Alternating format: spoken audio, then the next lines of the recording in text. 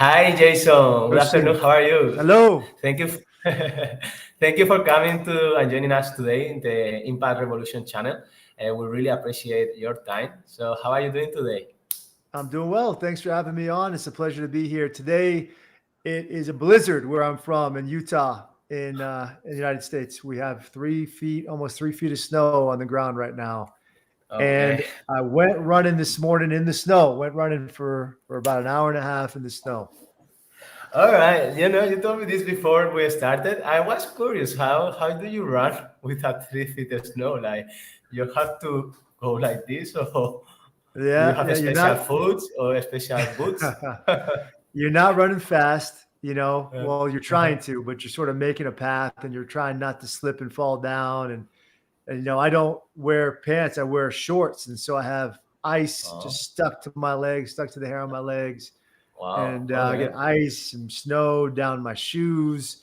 And it sucks for maybe 10 minutes. And then you get Uh-huh. used to it and you're moving around and it's just really it's a mental toughness challenge. Yeah, yeah, definitely, definitely. Okay, that's good. That's good. Thank you for sharing that.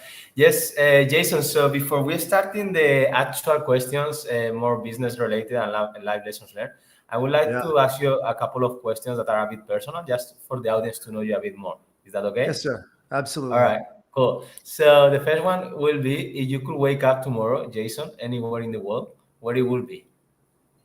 Oh gosh, my first reaction is I would wake up here in Utah with my family. I want to be Okay. where my family is. I like the cold. I don't mind it. Although Uh-huh. sometimes you want to get the heat, like you're talking about. Sometimes you want the cold. Sometimes I want the heat. That's right. If Yeah.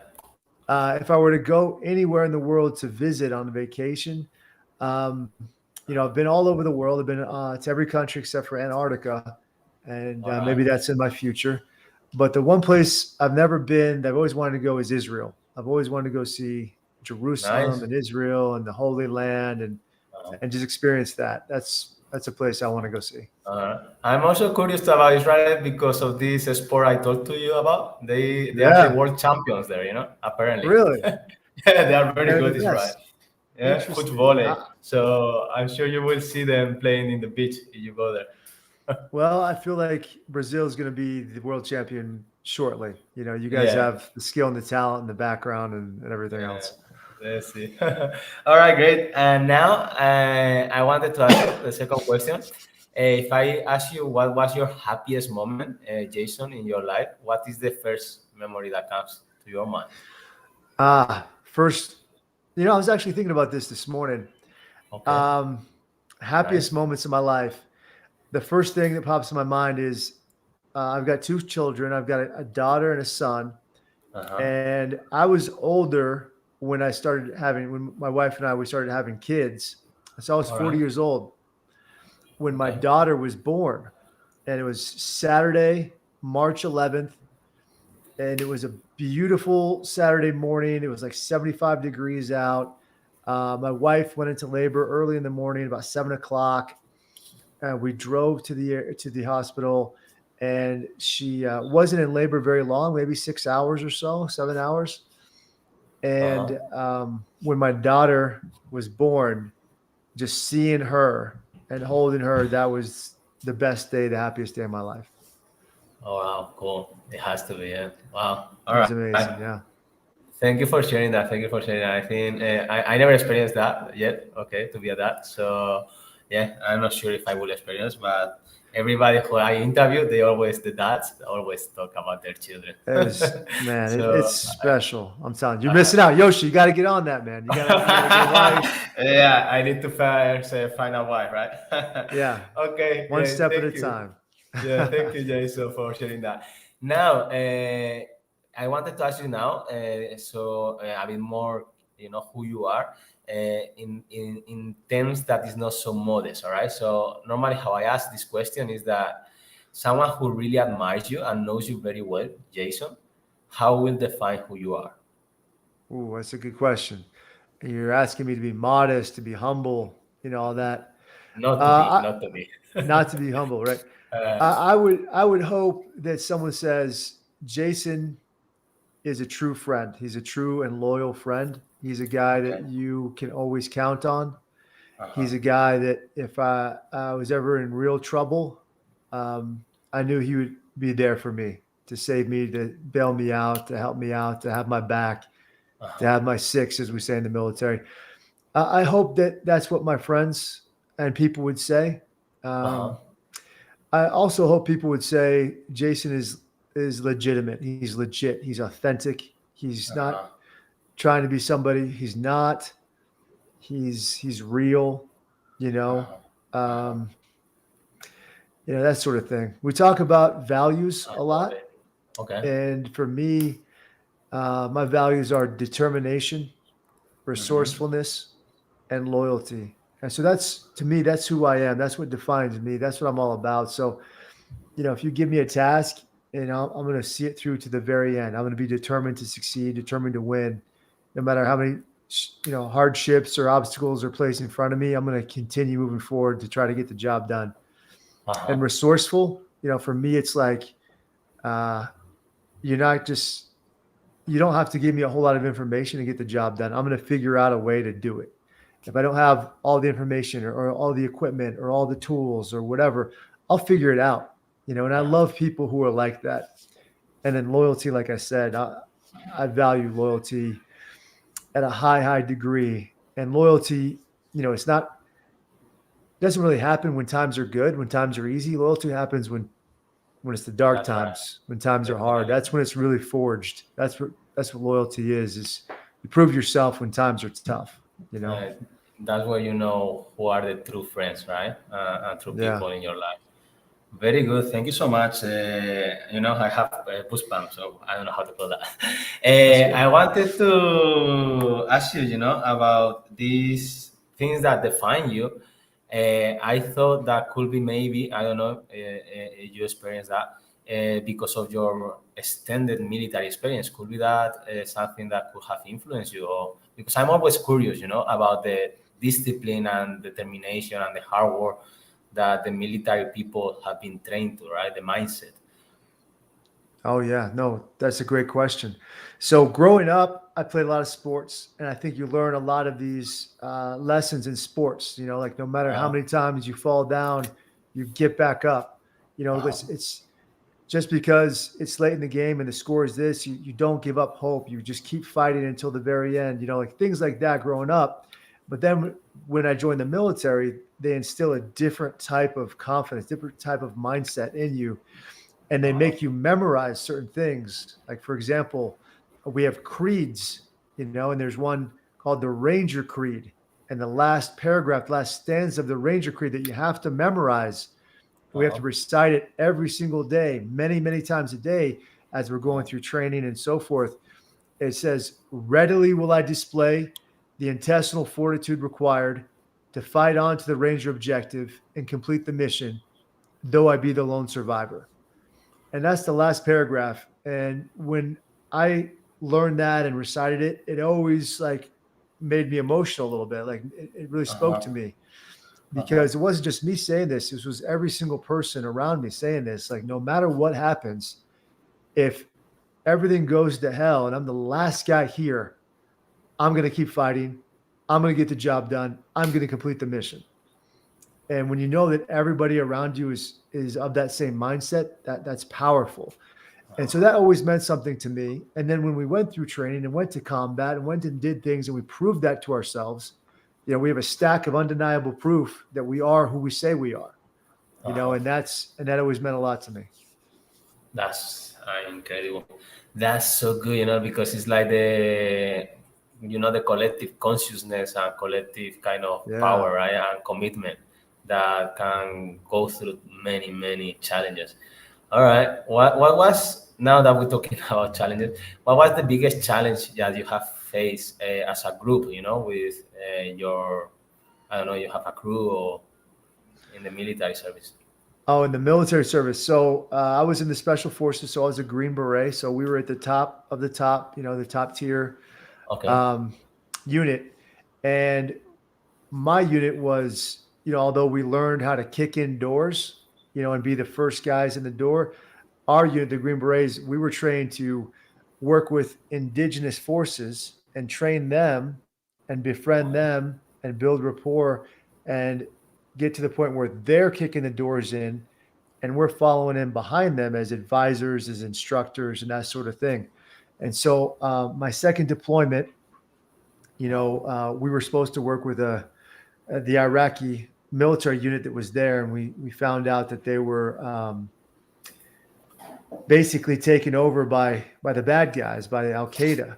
So there's a lot of Al Qaeda operatives in this army, that were working, and so we realized we couldn't work with them. We needed somebody else, so we started working with the Peshmerga. They're the Kurdish military force, so they're from Kurdistan, which is also a part of Iraq. They're a different type of people, and so we brought them down into Iraq, and we worked with them, and we had them take over certain locations, and we worked with them for about a year. It was amazing.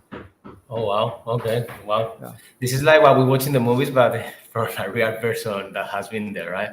Yeah. Wow, that's crazy. Okay, great. Thank you. And now all this experience that you had gotten from the military, right? Now you are sharing that and you are teaching and you are, let's say, putting this into practical places in the business environment, right? I lost you. Sorry. Yeah. So right. we have a nonprofit called the Warrior Rising, and we help veterans and their immediate family members start or accelerate their own businesses. All right. And we've been doing that for about 8 years now. And it's been a great time. So I want you guys to all say hi to my son. He's here. I can't hear him say yes. Yeah, I'm sorry. He's been knocking on the door for a while. So here he is. Say hi, Jack. You're on the live podcast. He's gonna play some monster trucks with his mom now. See you in a little bit, buddy. Cute. Sorry about that. I apologize. No problem. That's beautiful. Thank you. All right. That's all right. So I got distracted there for a minute. So Warrior Rising, we really help military veterans and their immediate family members. So if you're a vet or a family member, a spouse, a father, a mother, husband, son, daughter, whatever, you have an idea on the back of a napkin to start a business, we'll help you out. If you want to start a franchise business, we'll help you out. If you already have a business, and you're kind of stuck, we'll help you out. If you want to buy an existing business, we'll help you out. And so a lot of nonprofits will say, you give a man a fish. We're like, hey, we're going to teach you how to fish. We're going to give you the education that you need. We're going to give you the networking, the mentorship. We're going to give you funding. We're going to give you money. We're going to give you access to investors and clients. We're going to give you free custom business suits and laptops and websites and search engine optimization and headshots and marketing videos that you can use to your benefit. So that's what we do at Warrior Rising. And for me, it was all about, hey, how can I give back? How can I do more? How can I continue to serve? And I found that I get a lot of happiness from serving other people. And so, and I just wanted to do that. I wanted to help other people, inspire other people, serve other people. All right, very good. That's great. And how this actually works? Like, how do you get these people to get to know you first place, and how do you get them the right support that they may need, like the mentorship and the funding that you were discussing? So it's for everybody. And if you're a military veteran or an immediate family member. And so we have a pretty robust marketing campaign strategy. We're on social media quite a bit, LinkedIn, Facebook, Instagram, YouTube. We have a YouTube channel, Warrior Rising. And as we're marketing this, we get people to sign up, and they have a virtual intake call where we ask them to submit some stuff to make sure that they are who they say they are. And we ask them some questions. And then we have basically a bachelor sort of basic academy program called the Warrior Academy. And it teaches you basic business principles. It's 40 videos with homework, and you have a coaching sort of session alongside of it with a real person virtually. And it translates the military decision-making process that we've learned into a business model. And All so right. that's how it kind of helps a veteran, like, oh, I understand these concepts and these principles, and now I'm turning it into a business principle. That's Got it. so cool. I can move forward. Yeah. Yeah, because it's like this, but in this environment. I like this metaphor kind of thing because that has to be very helpful for them, right? Yeah. That maybe. All right, that's great.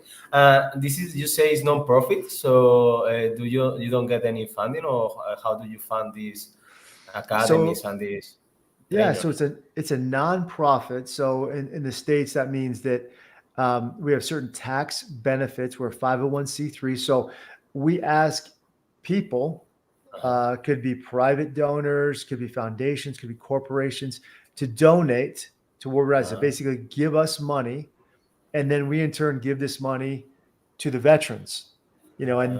the people that donate, they can write this off on their taxes, and things like that. All right, I see. Okay, that's very good. All right, very nice. Yes, were you going to say Oh, something? I was just gonna say, there's a lot of people in the States that, there's like probably 1-2% of the country, they have all the wealth, Uh-huh.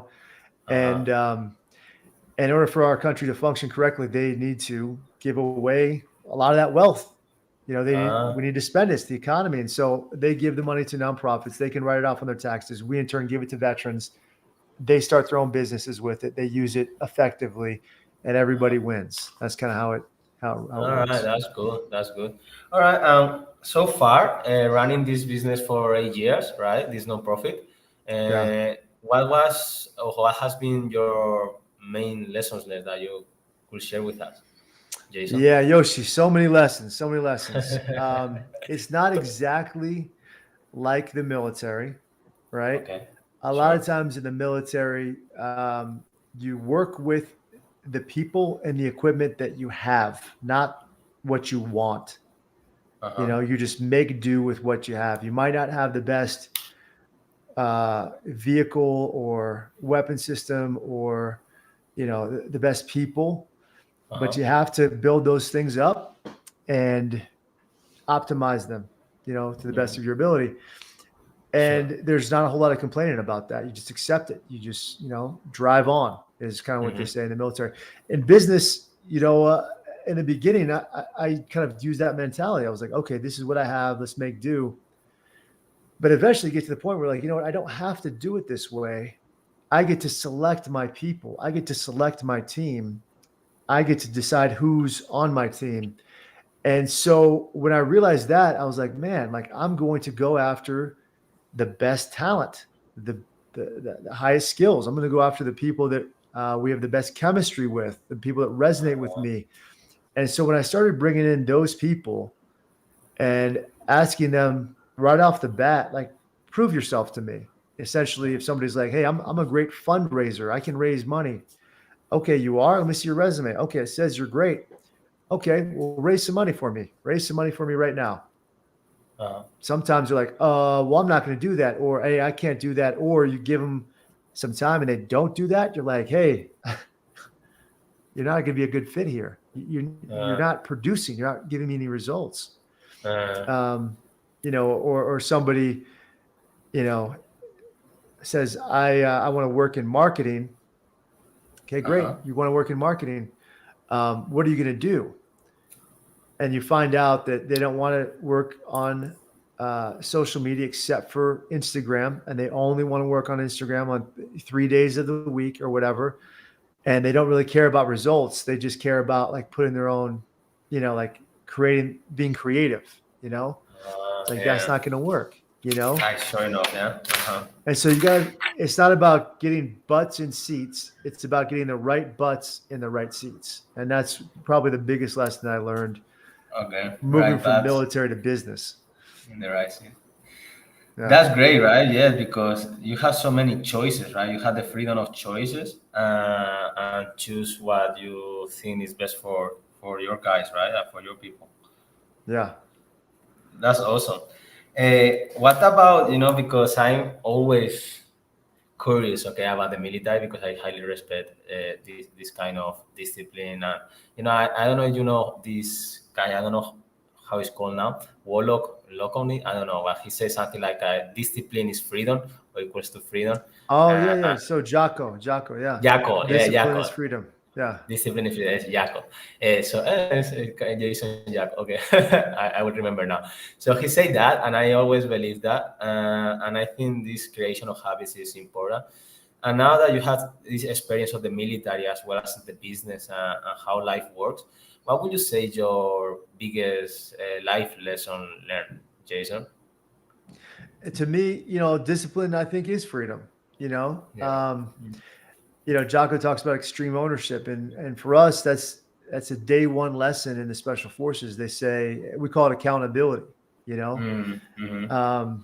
Anything your team does or fails to do is your responsibility. So that's what you learn as a commander. Basically on day one. For me, what I've learned as a leader, as a person, as a husband, as a father, it's about getting comfortable being uncomfortable. I love that. Not complaining, just realizing that this is a tough moment and I'm going to find some joy in it. I'm going to find some humor in it, and I'm going to get comfortable with it.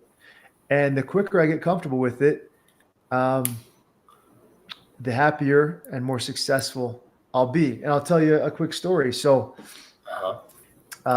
we used to, when I was young, my parents used to take me to church, my whole family to church, and in my church, people from the congregation could stand up and speak, Okay. and they would give a presentation or a talk. And this one particular Sunday, there was a young man that got up and he gave a talk, and he was leaving for a mission, a religious mission, a proselytizing mission for 2 years. That's pretty traditional in my church to go somewhere for 2 years. And he was going to South America. I think he was going to Brazil, All right, nice. as a matter of fact. And he talked about, his life and what he's going to do. And he's so excited. And, he told some stories. And I thought to myself, this is pretty good. And he ended his talk. He said, listen, life is easy. All you have to do is obey the Lord and pray and read your scriptures, and I leaned over to my mom. I was really young at the time, and I said, hey, that was awesome. That was pretty good.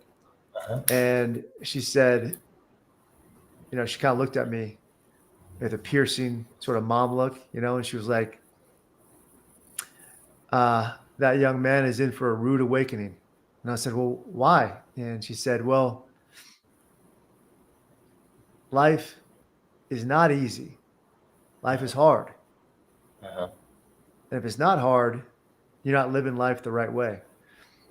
And I thought about that at the time. I didn't quite process it because I was so young, but it stuck with me as all lessons from my mom did.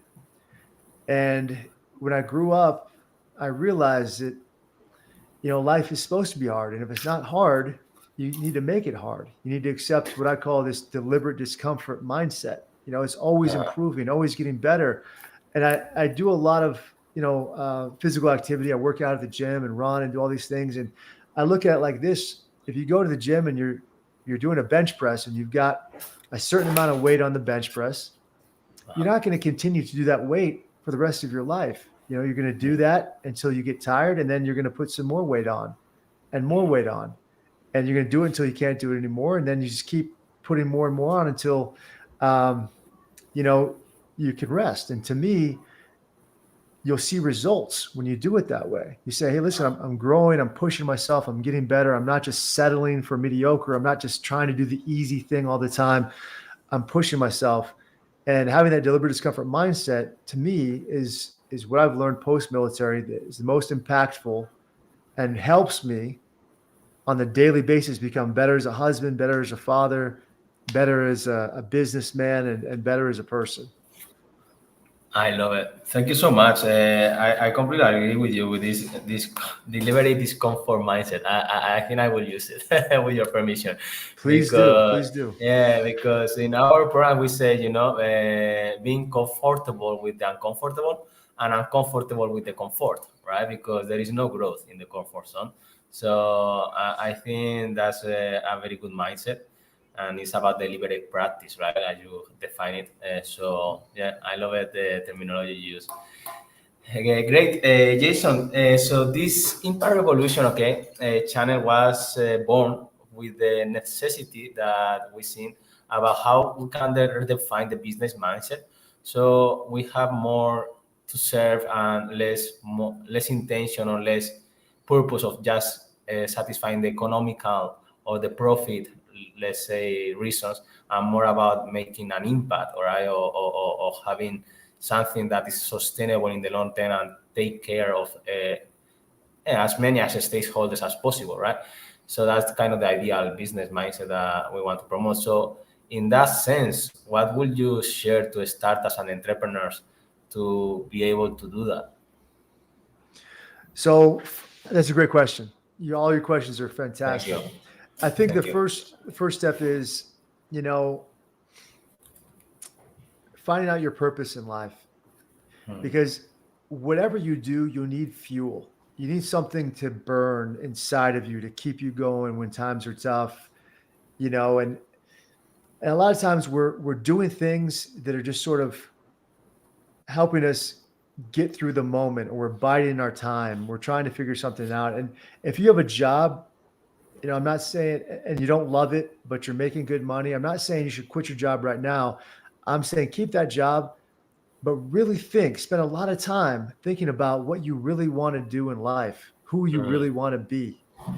First thing is, like we talked about, find out who you are. What are your values? What are you all about? I might say, hey, I'm a Green Beret. Well, that's not who I am. That's just something I did. Hey, I might say I played college football. That's not who I am. That's just something I did. Who am I? Answer that question first. Next is, what do you want to do with your life? Why do you want to do this? Because there's a million things you can do. Some people want to chase dollars. Okay, great. You want to be rich? Go for it. Some people want to find happiness in other areas. That's okay too. Sure. But the difference in entrepreneurship between having a business and having a hobby is money. So the business needs to make money. At least it has to be sustainable for you to live your life the way that you want to live it. Right. So that's number one. And then as you're kind of figuring this out, right, I would say you have to identify the right people to go with you. Like you have the why now get the who. The who. Because I haven't found any business where you can really do something by yourself. You always need somebody. You always need a team. You've probably heard this. If you want to go fast, go alone. If you want to go far, go with your team. And so I've always brought along a solid team of rock stars that fill roles that I'm not necessarily great at. Like, hey, I'm not great at these areas. I'm not super great at marketing. Well, I'm going to find a great marketing guy to join me. I'm not super great at the finances, at the books. I'm going to find a great, chief financial officer to come with me. I'm not super great at these other things. And then once we have this solid team, ideas that you might think are great, once you say them out loud and you collaborate and you speak about them with your team, you might find out that's a dumb idea. I don't want to do that anymore. Let's go in this different direction. And I've realized that in life, it's not about trophies. It's about people. It's about the journey that you take with those people. We've won championships as teams on a team before, and it's a great moment, and you're, hoisting the trophy and all that. And that's really cool. But what I noticed in the moment was when I look around and I see my friends, see my teammates, and I see them smiling and laughing and hugging, that's what it was all about. That is why I did what I did. That's why I put in that effort. That's why I sacrificed and bled and sweat. It wasn't for this piece of metal that I could hold up.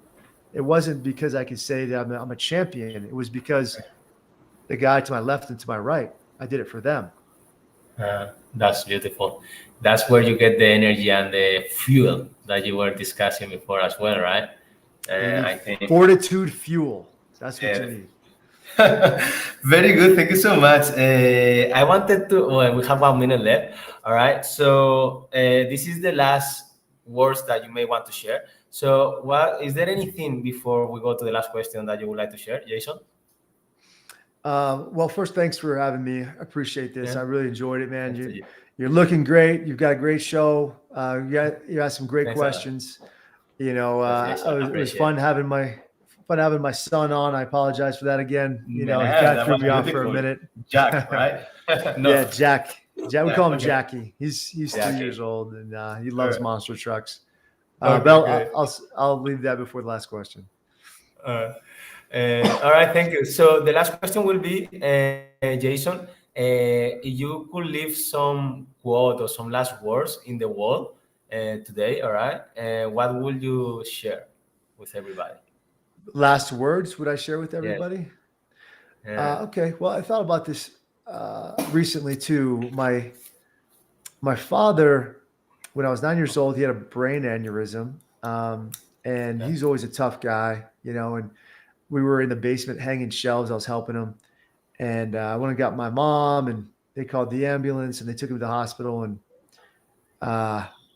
he actually ended up living. But at the time, they said that he wasn't going to make it through the night, and so we should all say our goodbyes, you know, for the last time. Uh-huh. And we went in one at a time, and I was the oldest, and you know, I think I went in last. And you know, he said, like, this is it for me. I'm gonna die. You know, you're the man of the house. I want you to take care of your mom and your brother and your sister. And you know, the last words were, you know, life is gonna be tough, but here's the secret to life: no matter how many times you fall down, you get back up. And the faster you get back up, the more successful you'll be. And it's a pretty simple statement. It's probably something you've heard a lot of in your life. Uh-huh. But Uh-huh. if someone were to ask me, you know, what's the greatest lesson you've ever learned in life? I would say it was that, you know, no matter how many times you fall down, you get back up, because life is going to be hard. It's going to hit you in the face. You know, you just don't give up and you keep moving forward. And I'll leave you with that. I love it. Thank you so much, Jason. I love it because I think it's very simple. Life is simple. It's not easy, but it's simple. You know, like the fundamentals, I believe they are very simple. It's hard to get used to and to have the courage, you know, to overcome these challenges. Thank you, Jason. It was a wonderful interview. Thanks a lot for your time, your lessons learned. It was beautiful. All right. Oh, you're the So man, Yoshi. Thank you. thank you, and talk to you soon. Yes.